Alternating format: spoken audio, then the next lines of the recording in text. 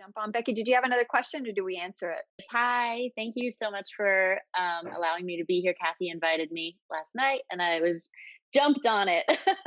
I was curious about future workshops or upcoming workshops because I'm officially fascinated by all of this. And I've been a long time believer of fascia and emotions all being attached to either pain or injury or whatever else is going on in your life. And I've had some experience with, fortunate to have a very good friend who is an energy healer who is also into body work and has been a personal trainer and in this industry for 20 years. And she's helped me dramatically through a lot of this sort of thing, except without the stretch. So I'm fascinated by adding this stretch and movement aspect to just overall health in general, physical, mental, emotional, all of that good stuff. So I'm just excited to be introduced to this methodology and I can't wait to explore it some more. So thank you. Pleasure. I'm very much looking forward to getting back in person with people, and there's nothing like getting stretched, right? So a lot of what I explained,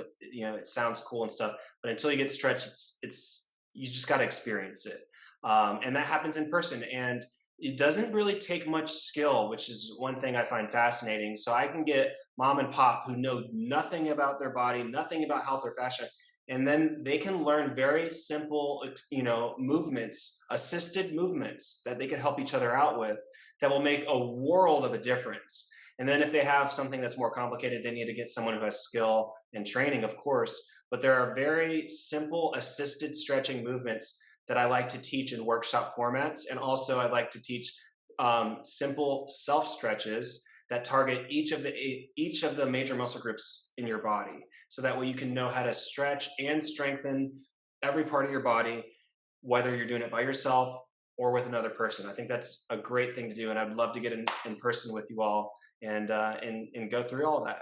It'd be great.